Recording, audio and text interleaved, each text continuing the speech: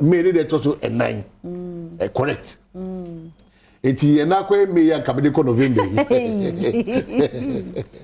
November said if you am kwasi tie mu say ko July ko November there said if you am kwasi tie mu no e kire o pefe say odogana oni ba bi akọ eti o pass bia no akọ eti na de me so e May wa me ka November adi mbiri kaka say bronya ebo wati e May ne de to so 9 after Ghana Jumai no almost sepe omodojo omoye reflections ewiye ehunu say we Jumani a we Juma 35-40 years oji o gross 9,800 Ghana cedi e hadwini because o hwe me phone so a nkomo abadodo ni nyina me se me kan kire me say my beautiful queens are even here if you am kwanta maklo ye ma papa bia ofri afo na oba achim phone so a eye Chira diamond so te ha men kan jam these are beautiful queens ope enya de wo campo no motive nyame di kan akasa for mo dada ana me fa we so ntwam we nipa na wa o nte wo se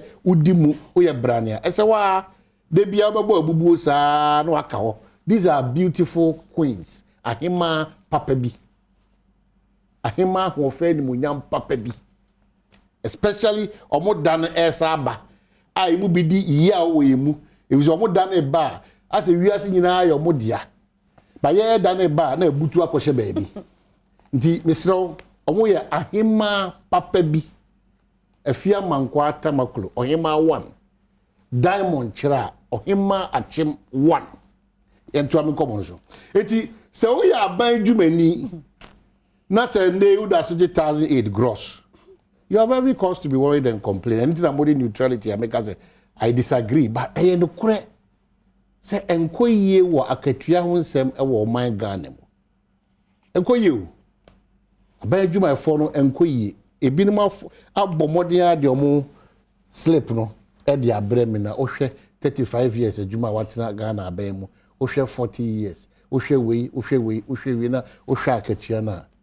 Ene ye nkomo foforo kra ibedi because ebiri ni ho. Me mo nkasa na me hu omo na ache nti na jama me ni ibiriza na so wo nua ba ana wo yire na omo ye papa biri bia kwa apese obafi se fie ja soko we ka nkwa na nka se ye twitwa akontu ye twitwa bibia mo aka ho ti me ka onti ase oje echi na wo kasa obibie na opese oto na kokko bi de bi na nkokko bi de we de me nkoton na me ba manum ko marija e ma mwachi ya ejo so papa eja mo na efe mo na efe ha de eja hwe wan kwa waba no na o don free ni pan impon kan je waba wo so de wo de adwuma wo hu kwabena di bibia e kama for me to my quick na ye ko ye da bia ko fa kasiero oho na efe me da mwasia tie de nyamia fi na ma fi mo papa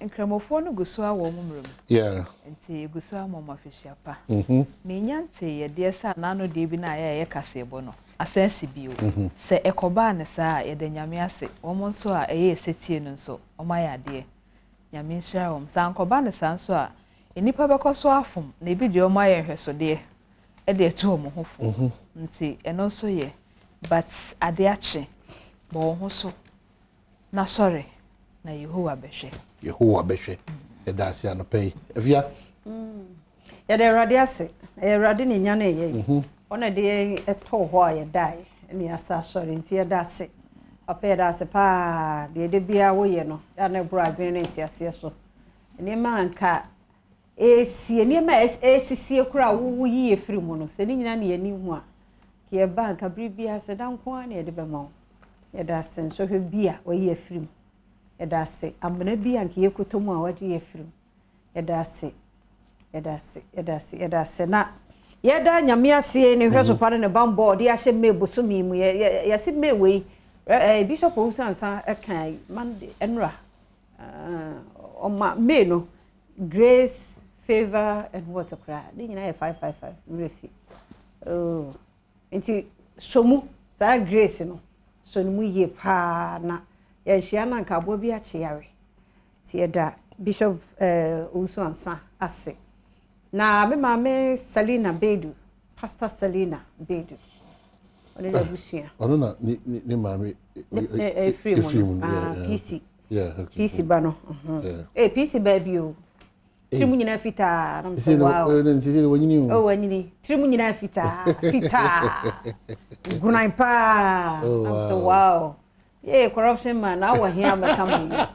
Enti ewura PC appeal for you. Ye chia ya da se. Ti Pastor Selina na busua so do bi ase. Me nti me mu body ba mu nyina mu ne mo ho. Obi aye ne fam de. Odo obi ase. Na me hira mo. Na me akasa me honorable ba ko Prince Aboaje Sechi. Ayensu ano. Okay. Youth organizer. Na me anim no wadi nkunim. Okay. Odi nkunim a chese we no onyo obi e ba be kase sei ni sei. Na ninkunim die mu no enenso ye na woda. Oh wow. Enti Prince Aboaje Sechi ayensu ano youth organizer. Nyame hira no nyo kese na nkunim die we anya double. Nyame hira papa. No bo COVID nso dia tum. Yeah, I say. Onso so do obi ase. We wini. Wini. So unse na papa free. Ti weekend. Yes.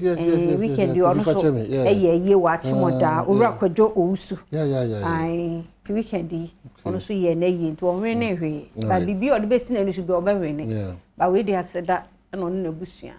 E de ema. Me ya sure onso so say ayi ampadu ayi de say kra.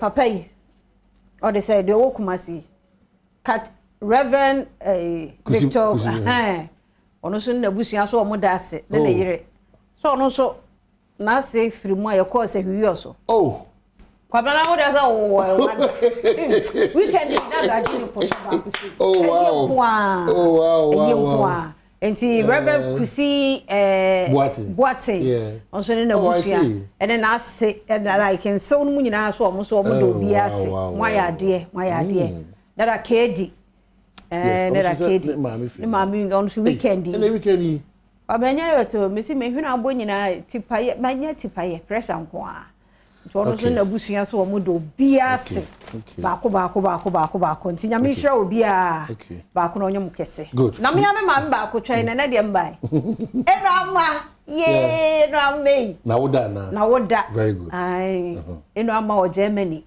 ofia mpedu ase papa bi ana nkate kwan de dai aboche fom twa no mu eno ama nyame hwera wai nyame nyo kese eno ama Ghana ha eno ma me hu so sa nkate kwan no no mutu say be fine be na kwabna chire ne yamutu oni bi na nye Tuesday but o se enura na ye afofie da ni nti o de ase wukwada ti ne edi ama wukwada fo nyina nti no ama nyame hwera na onye okese pa okay di bibi anyone na quickly we all happy birthday na nkoma Yesu mame ye friend no Mary ofie Kisiedo okay ne bade akomapa Mary Wefa obuase tutuka okay obuase tutuka so Yesu mame awoda pa e de ama no si ekofa kase no chika hu se na akwa ewukwada ntino ade ade awosepene kan say efisem na go kansi ana pensem nso ebebro before that quickly some of to the broadcast bring it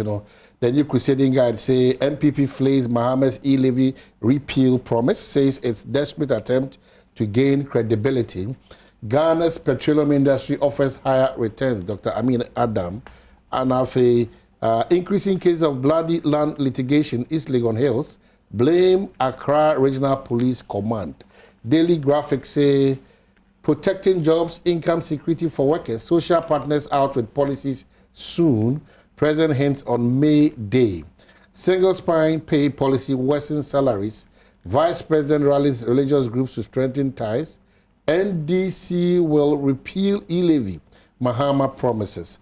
And the Chronicle says tension at Shai Hills military training camp as Abongo boys shut down 24 nuisance quarry business. And I will repeal e-levy act. Mahama embarks on dangerous PR wreck. Zenith Bank, Ghana gets new MD, and government can't reduce taxes on petroleum products.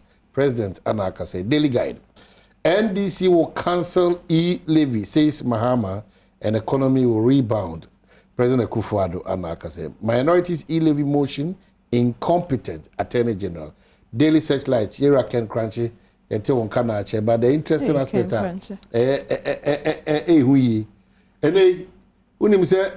paint rubber no tomatoes no it range from 95 to 120 it's normal ana enra kwe ka se bo yesi ba ko 5 cedi nyina wo but o ma he de opam watade na da na se mo afa pa e fata pa wo so akoto ye no hu ade pa na auto so ayade na wa hye ni ye go fa kase de ba ko mo bibiri wo ko dwaso ne mo ne kospirato bo ase na ne mo bibiri wa ye be chechirum ye kwa ba